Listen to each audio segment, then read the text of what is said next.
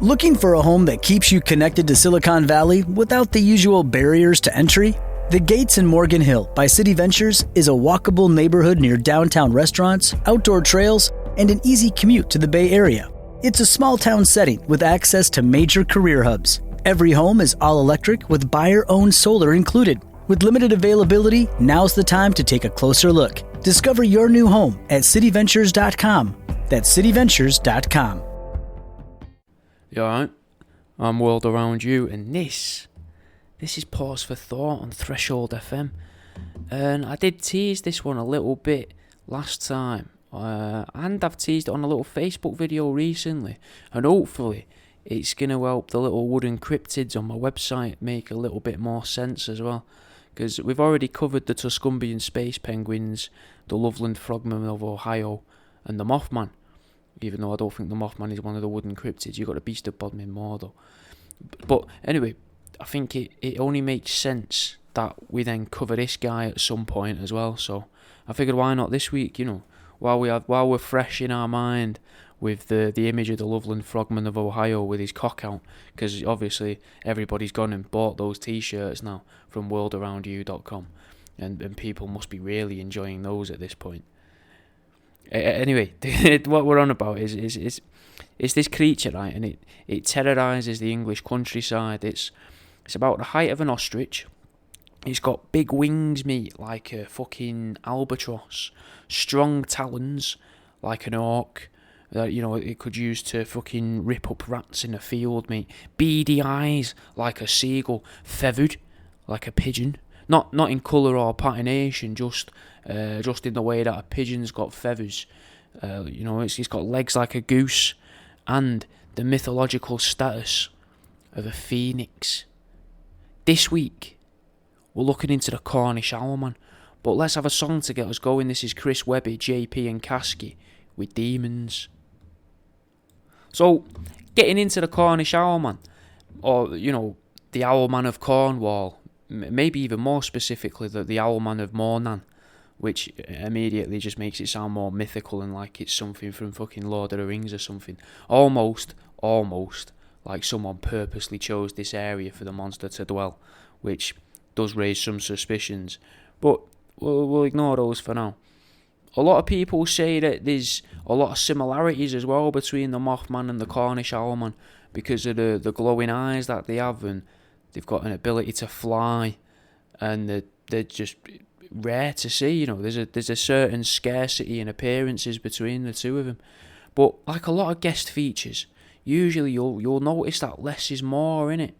There's now better than a new album coming out, and you see a few artists on there that you already know and like. I mean, just look at Bigfoot.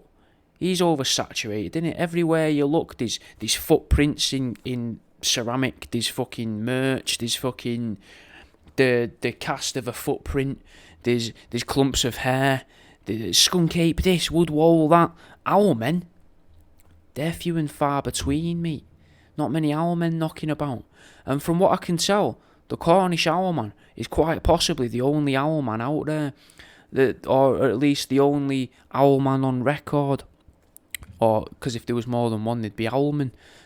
Which is going to confuse a lot of things as we go through this, I think. But the name of the Cornish Owlman, anyway, that implies that there could be a Merseyside Owlman, aka, like the Evertonian pigeon, or the Yorkie Owlman, or, as I would prefer to call it, the Tyke Owlman, because it'd make people double take if you start shouting in the streets or outside of a church, being like, I just got fucking attacked by that Tyke Owlman.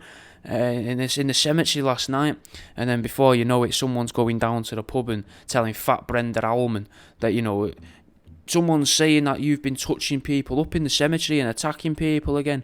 Down at Fat Brenda's, being like, Brenda fucking, or they're just down at the hairdressers and that, or down at the corner shop, being like, you heard what Brenda Owlman's been doing?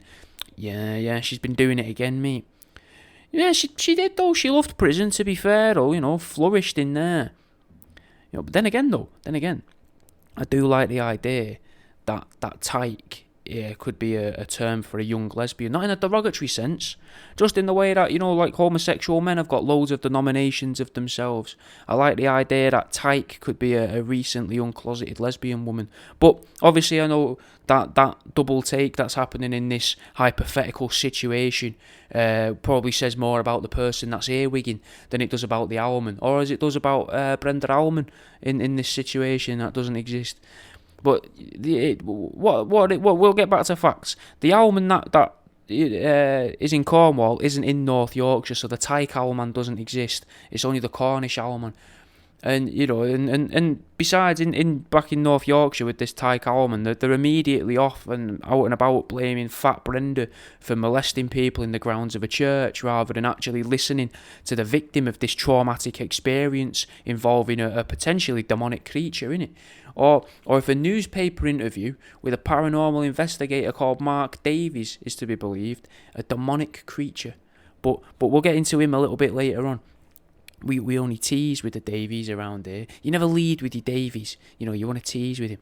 Anyway, what we need to do is set the scene. So we're in southern Cornwall, so you got to make sure you're wearing the right colours. We're a stone's throw away from a place called Lizard. So you couldn't have the Owlman of Lizard, because people would just be very confused. And we're a pebble dash away from Falmouth as well. The year is 1976. Apple Computers was being started by Steve Jobs and some guy that nobody knows the name of. A possible indication that aliens were involved, because this technology here from Apple had gone on to mould the world in ways that even the fucking Umbrella Corporation would be jealous of, mate. Now, the first female president of the world as well in this year, 1976, was getting kicked out of a job and chased out of Argentina. England was coming towards the end of the Cod War, and the Americans were about to land their first machines on Mars in what would become an at least 50-year campaign to convince the public that Mars exists.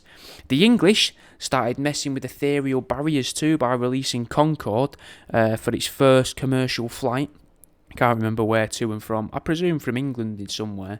But Concorde was the first commercial plane at least, or commercial jet or private jet, non-military jet as far as I'm aware, that could pierce the sound barrier.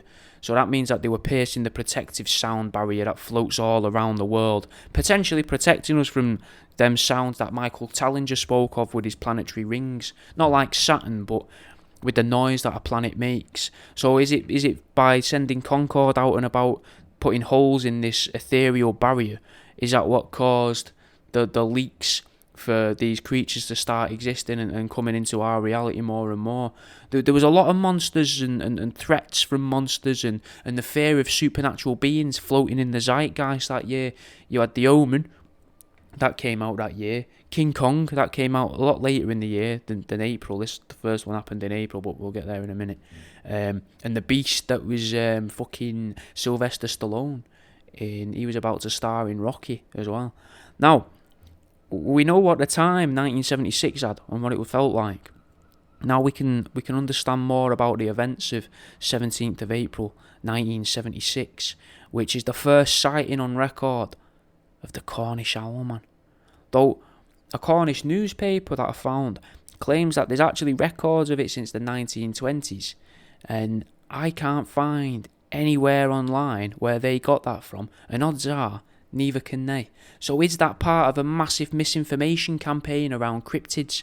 Are they trying to trick us? Are they trying to make us believe in them? Are they trying to make us believe that they've been here for a lot longer, giving them some form of grandfather rights, so that when a law does come around where it's like, oh, alien invaders or whatever are all around us, you need to fucking kill them if you can, shoot them, we've now made ray guns that can kill ethereal beings, use the ray guns, but not the Owlman, not Owlman of Mawnan. Don't do him. Don't do Mothman either, he's been here a while. No Bigfoots, just anything else that you're not sure of. When you see it and you're like, never heard of that one, have it, pop it like a pew, get in with one of those. Maybe it's something to do with that, and then they can keep them alive. Maybe they want them to breed. Maybe they want to breed the owlmans. I don't know what baby owls are called. I imagine chicks. But I'd like to think there's a nice name for it, like there is with swans. Swans are called cygnets. A baby owl could be called, I don't know. I ain't got a clue. A chick. We'll go with owl chick. It doesn't sound right, but an owl, a chickman, a chid. Would it be called a chid? Because a baby man is a kid. A baby, chick, chibi, chibbies. You got the chibbies of Cornwall. The Cornwall chibbies. And that sounds like it'd be a fucking well good football team or rugby team or something, doesn't it? The Cornwall chibbies. They're all dressed up. They've all got little motifs of baby owls. And then the mascot is this deformed looking alien-like creature. Because you must have seen owls with no feathers. But it's fucking like one of those. And it just makes the person in it look proper lanky and long and just bald. Grey as fuck. And just, they look ill. Look, they say the mascot looks like it's got some form of debilitating disease, and they just call themselves the Cornwall Chibbies, and they start building stadiums in Mawnan just to try and get more people there, because that's what the Cornish are desperate for, is tourists. Anyway, the area of Mawnan, speaking of tourists, it does seem like a nice place to go on holiday, and it's become a popular place for paranormal investigators to visit because of the local landlines, which have, as you're probably aware, become rarer and rarer since the years of online gaming. But paranormal investigators are naturally drawn to the past and to nostalgia.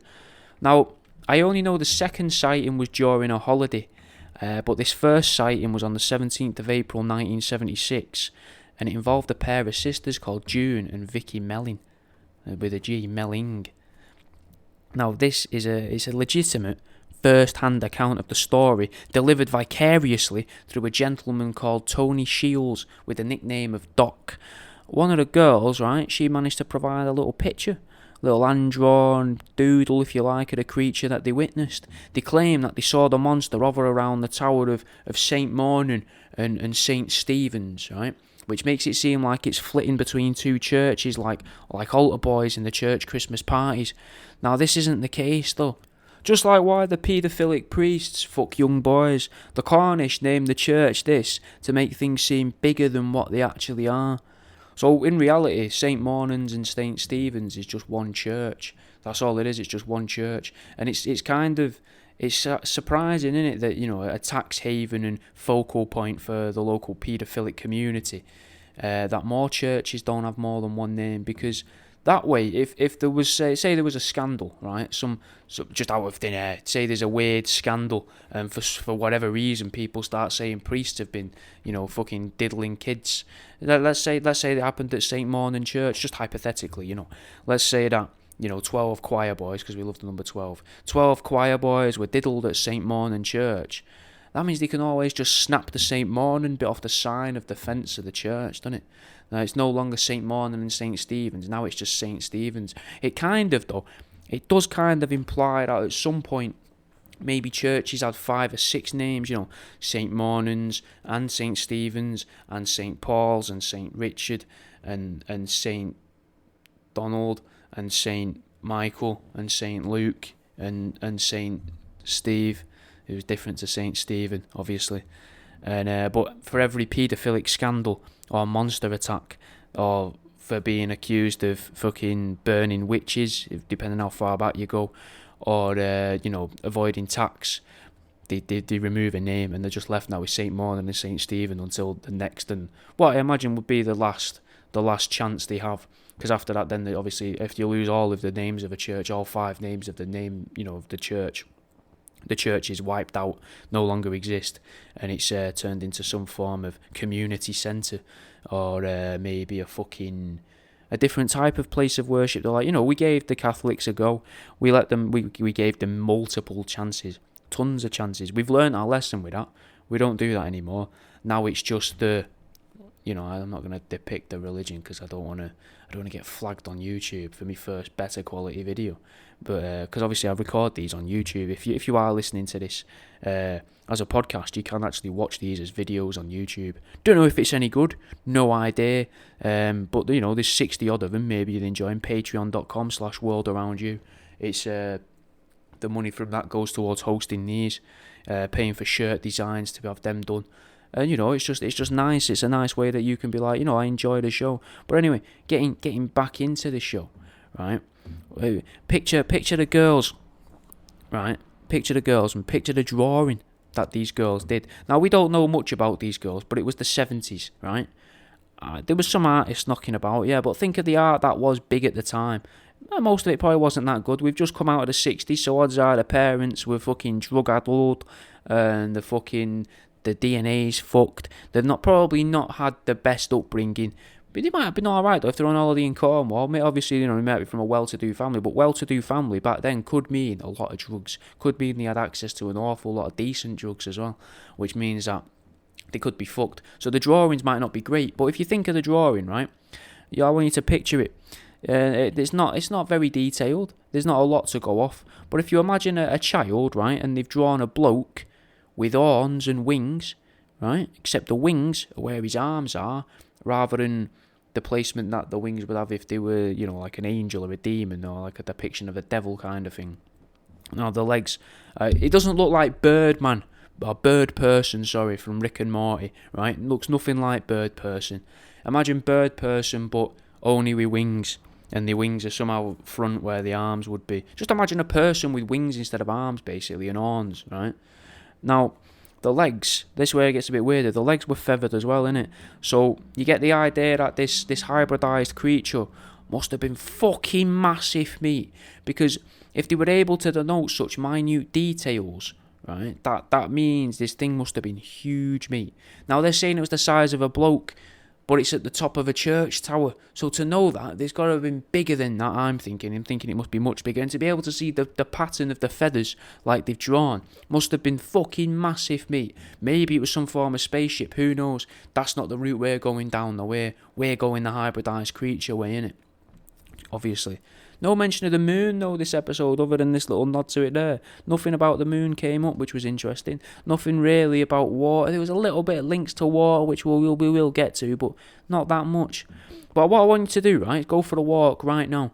Just go and get some steps in. And I was also wondering, do you reckon, this is very much of an aside, this has got nothing to do with the show, but I was thinking, do you know how, like, lazy people or fat lazy people, let's say lazy people, do you reckon they trick, they want to get steps in, right, but they can't be arsed, and they think, 1,000's daunting, and they're like, I'll just get 500, so they just skip so they can save a step. Do you reckon anyone is that lazy that they actually skip instead of walking to save on the step counter? But anyway, fucking go for a walk right now, or look out of the window. Keep the show on though, innit? Don't turn the show off. Keep that on, and I need all the listeners I can get at the minute, because I've lost an awful lot of listeners, probably because of going off like this.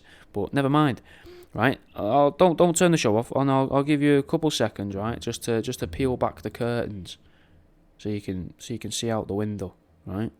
You done that? Sound right.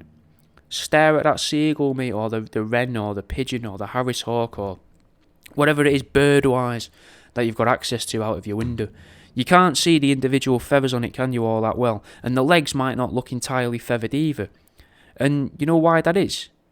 I reckon it's because of evolution, mate. The feathers have to be so condensely held together to be able to stop water and the stray semen from the male birds dripping through onto the skin in order to protect the bird from getting some form of rash or getting ill or mouldy, So we've got to question why the owlman has got singular looking feathers.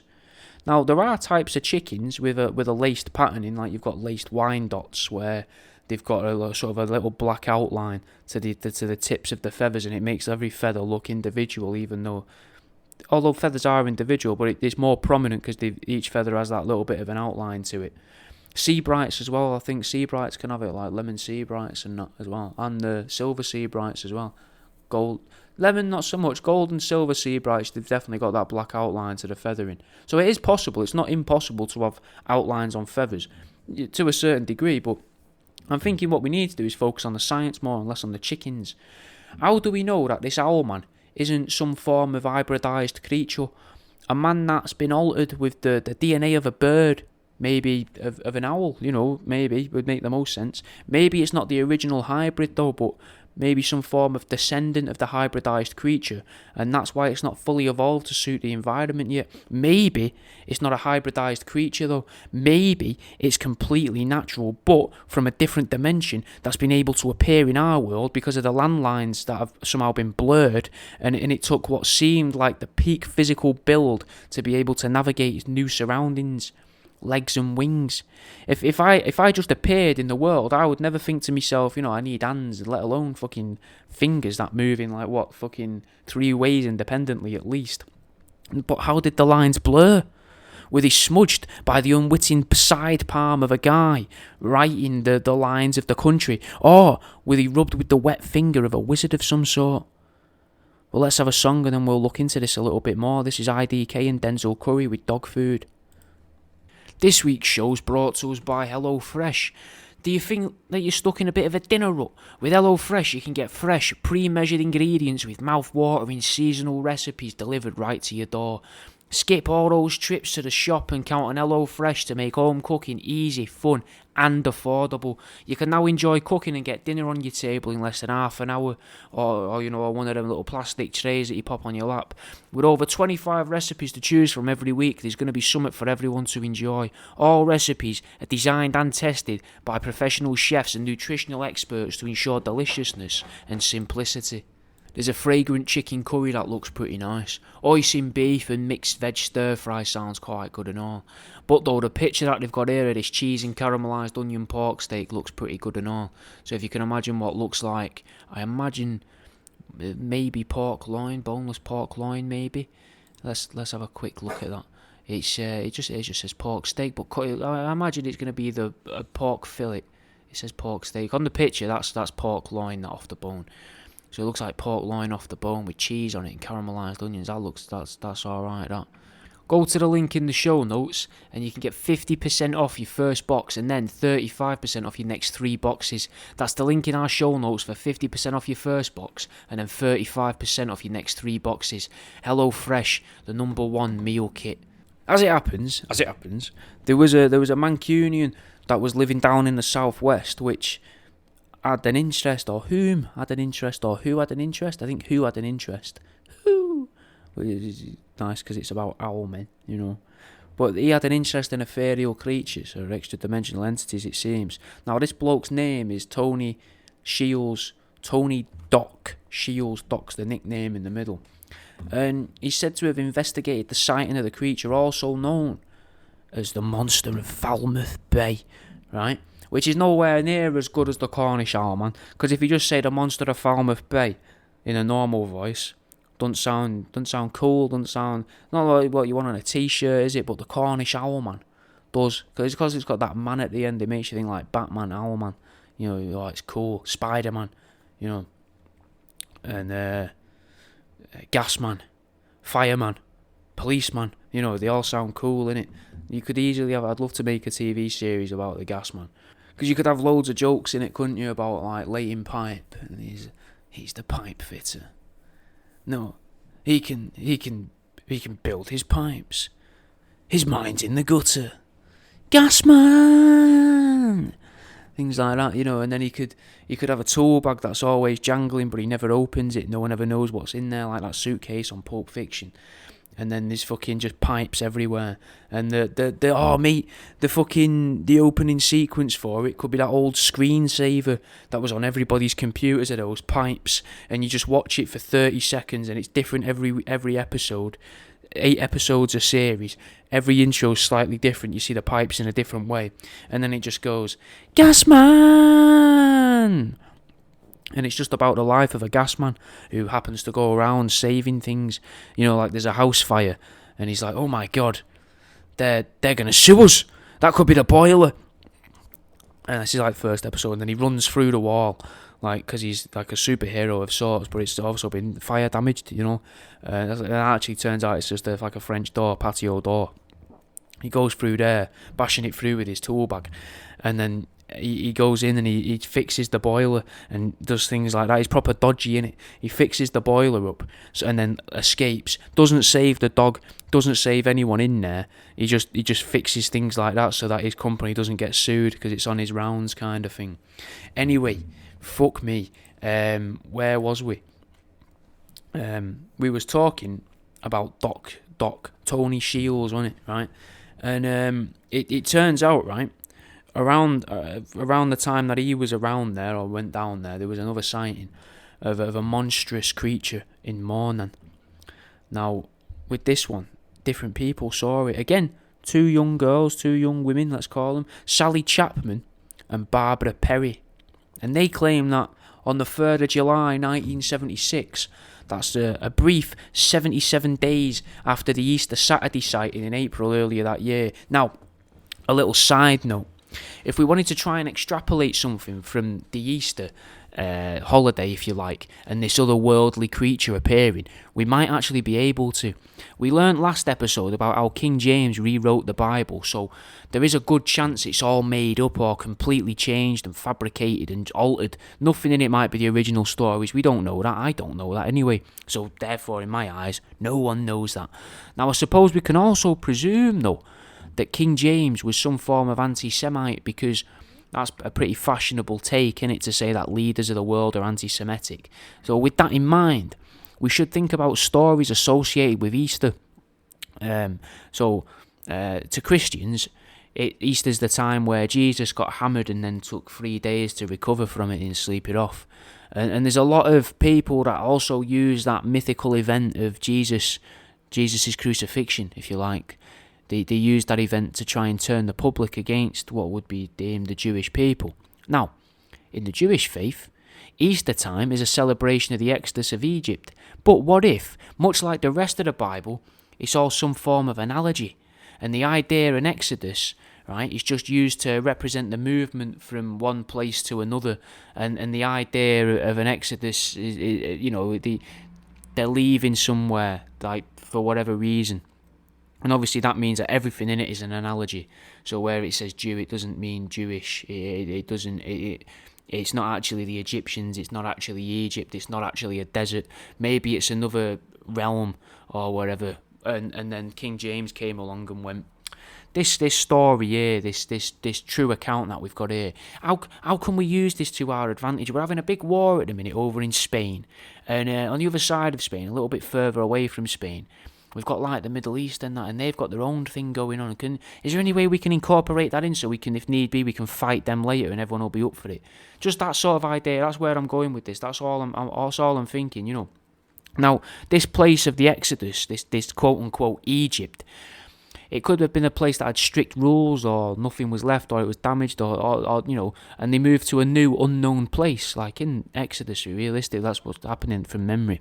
Now, the strict rules in the story are represented by slavery, but that could be a way to say that the reality of that, where they were, that reality of whatever the story is about. I don't know what it would be about, but let's say that reality there had a lot of restrictions in place, but then they go on to somehow create their own reality.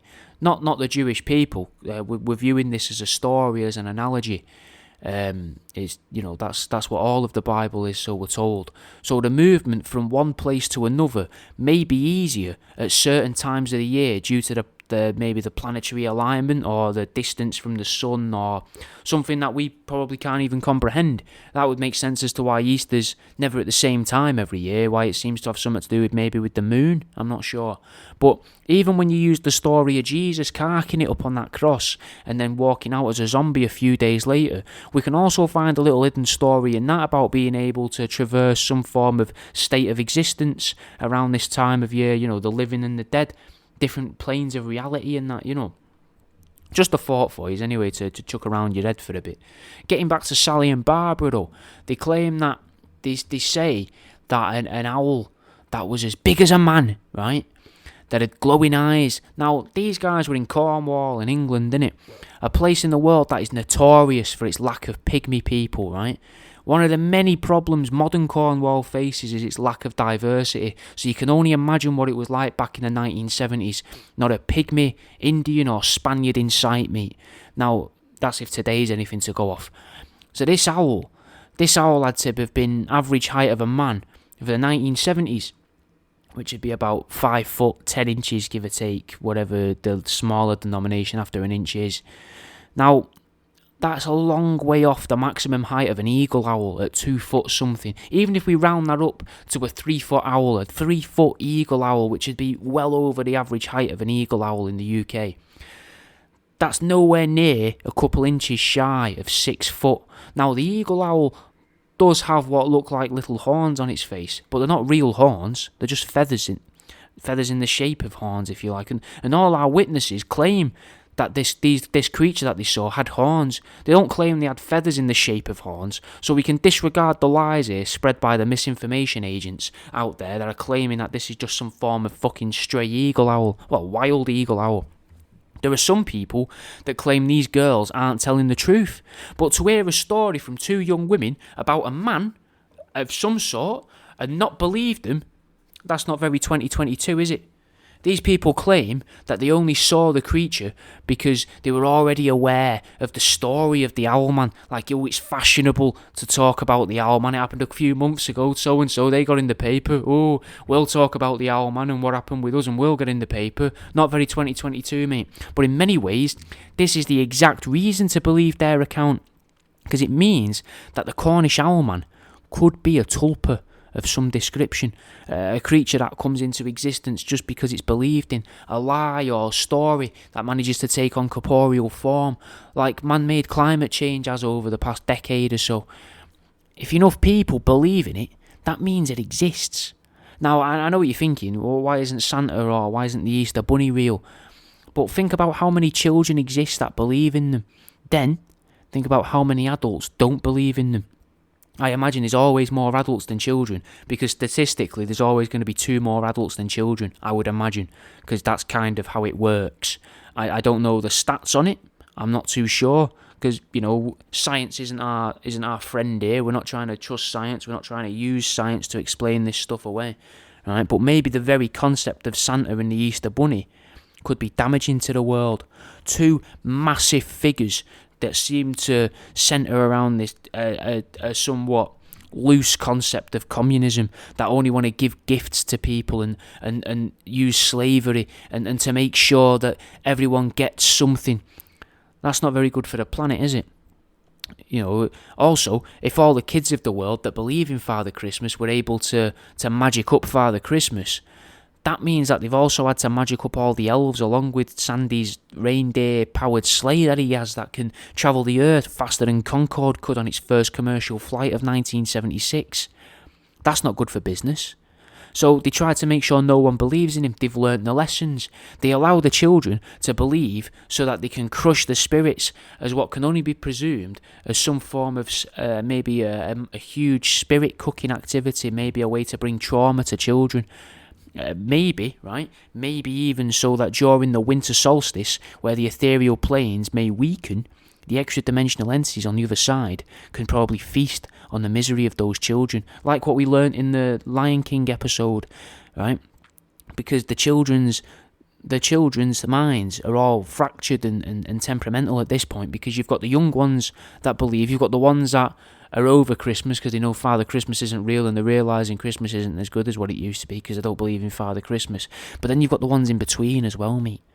The ones that still feel that guilt. The kids that feel guilty because they're tricking their parents into believing that they themselves believe in Father Christmas, because they're worried that without that belief in Father Christmas, they're not going to get any presents anymore and their parents aren't going to give them anything because Father Christmas is no longer around. Speaking of spirit cooking though, that's something that the rich people in America do apparently.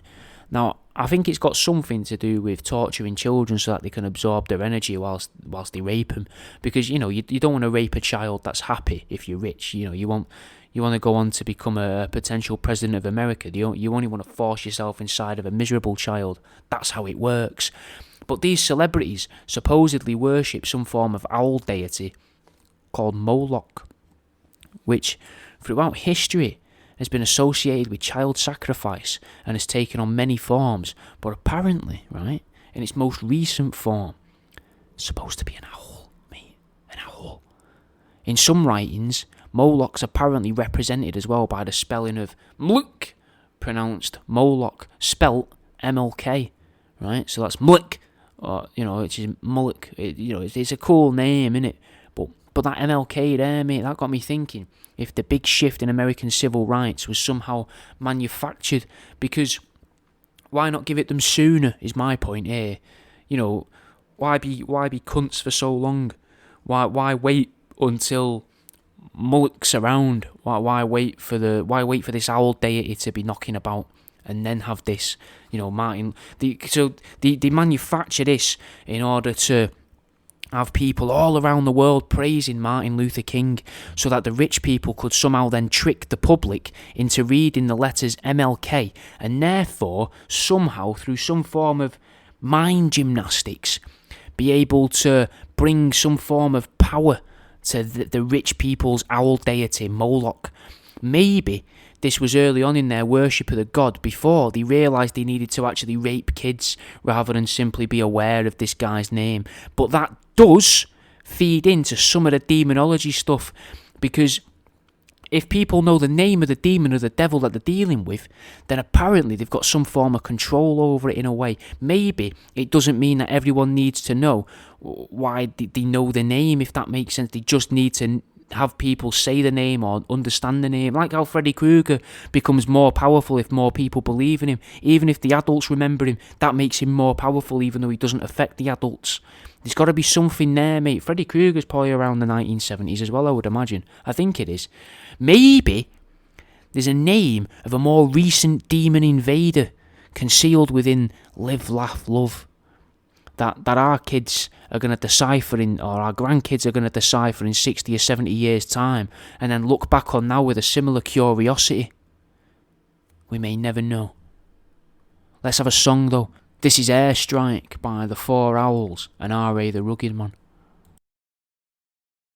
The second sighting of the Owlman, resulted in the holiday of Sarah Chapman and Barbara Perry being cut short, and the father of at least one of them took them home, meaning that you could easily see this as a made-up story. Maybe the father was embarrassed by the publicity, or the publicity wouldn't look good for a bloke to have taken his daughter and her friend to Cornwall. We don't know anything about the dynamic of the three people, so, you know, we can't really assume anything. We don't know what was going on. But what's even easier is to start seeing a lot of cryptozoological stuff as feminist anti-man propaganda. It's always Mothman, Owlman, the Loveland Frog Men of Ohio, the Tuscum being space penguins. It's never the Dainty Foot, the Loch Ness Monster, or the she-serpents. It's always subtle ways of making the main demographic for cryptozoological species, i.e. young women, afraid of men, scared of blokes, without even knowing, priming them for the future feminist movements that would take place on Twitter in 50, 60 years' time. Now, with the case of the Cornish Owlman, you could even argue they were priming the public to distance themselves from churches, because if you think about it, a church used to be the centre of a village, maybe not like geographically, but it would be the community hub kind of thing, you know, the community centre where they go for tombolas and that, you know. But after years of telling young boys that if they go there, they're going to get raped by a man in a dress wearing a scarf, and decades of convincing young women that they'll be harassed by otherworldly creatures just for stepping foot in a cemetery, it's a surefire way to remove people from conventional religion and push them towards the church of, quote, science, a religion still based in belief, but propagated through numbers known as statistics. Numbers in science isn't a book of the gospel or anything like that. It's statistics, rather than songs and weird misleading stories about blind people, donkeys and camels. It's a religion that can be controlled by any country or any language, meaning that ownership of the world's minds can now be transferred just as easily as the control of the world's economy can be changed by just changing the symbol of the currency that gets printed onto each barrel of oil. Or even, right, if you go really deep, even on cartoon depictions of money. It's easy to imagine over the next couple decades illustrations of burglars, right? They're going to have burlap sacks over the shoulder with the symbol for Chinese currency on rather than the dollar symbol, just in order to be ready in the children's minds just in time for China's takeover. Now, there has been a fair few sightings of Owlman. There was 2 in 1976, then there was 1 in 1979, 1989, another in 1995, and then one in 2000, and the most recent sighting, 2019. But I suppose to try and stop this already all over the place episode from getting confusing, I want to introduce you a little bit more to the bloke I mentioned earlier on called Tony Shields, the guy from Salford. Now he seems to be some form of living legend, innit? He used his skills that he inherited from his dad and his granddad to be able to do sleight of hand and magic, which seemed to then lead him towards other types of magic, maybe even conjuration of some sort. The tulpa constructor. It's obvious that the guy's insanely intelligent. He managed to have the photograph of the Loch Ness Monster, right? Seemed to be able to bring the Cornish sea monster known as Morgwar into existence, or at least be able to bring it close enough to the Cornish shores for other people to know it exists. What makes him the most interesting to me, though, is people who seemingly have no clue of his exploits seem to encounter these creatures after he initially made contact with them, even though other people didn't know he'd done it. So that gives some weight to what he was doing in my eyes. Maybe he was making tulpas. Maybe him and his sky-clad witches were opening portals and doorways, mate, to other dimensions and introducing creatures to the world like Aleister Crowley did up at Loch Ness at that weird altar he made. I don't know. Honestly, I don't know. But someone who does claim to know the truth, an occultist historian called Gareth Medway, says that the doc is a hoaxer, which in words that you and me understand, means that Gareth thinks that the good doctor, is full of shit. Now, I think it's hard to believe Gareth's assessment because Gareth's an occult historian, but most of the world think that occultism's a crock of shit and isn't real. So in a way, with using Gareth's own logic, we can then question why we'd even believe a word anything Gareth has to say. But let's have a song and then we'll fast forward to sort of modern day-ish. This is Ali by Fred the Godson. So, the year 2019, the world's changing all around us. In some people's eyes, it's ending. In others, it's simply resetting. But for some, it's just another day. The key workers and that, But for a bloke called Mark Davies, who has no obvious relation to Steve Davis, the snooker player, is also spelt differently as well, but regardless of that, I still checked. This fella was hanging around with a guy called Chris Power from Manchester, and they, together, were investigating the ley lines around the St. Mawnan church, which are known to release energy into our world. Like all the cracks that appeared in Stranger Things without ruining anything. Now, the pair that are knocking about around the cemetery this time, from what I can remember, they heard this bit of a hissing in a tree, so a sss or a tss, like there's a little jazzy owl thing or an owlman. The owlman's got a bit of, he's going through his jazz phase, right? And he's just there in the tree like but then he gets pissed off because no one's like, maybe he's a busker and he's still there going and they get a bit too close to him, innit? And then the horned creature fucking throws itself at them, trying to attack them, I presume. Now, this kind of proves that in the past, whatever these creatures were, they were new to our planet because they weren't attacking people, whereas after about 50 years, it's had more than enough time to understand our reality. It's probably, as well, regretting not spawning in with some hands and arms, but instead it's got talons like a massive hawk and wings like some other form of fucking bird of prey. The Cornish Owlman seems like it was finally able to cause injury.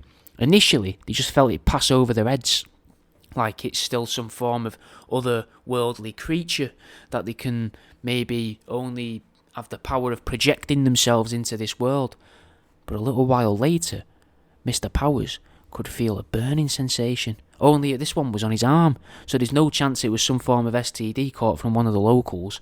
This burning didn't occur as well for at least half an hour afterwards. At the time of the incident, all he felt was a strange surge of energy, and that was recorded by their electromagnetic measuring device that they had on him.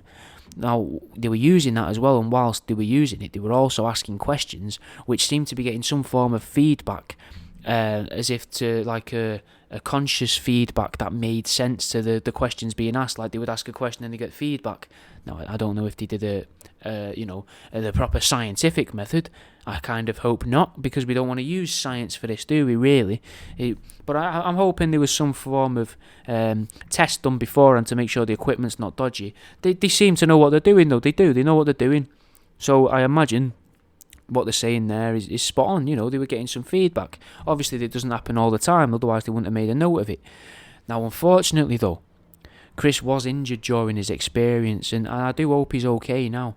Maybe he's got himself some cool scars, you know, from the Cornish Owlman, because that'd be pretty cool, wouldn't it? Like, there's a guy with half a leg, and he's like, fucking did this in Iraq, mate.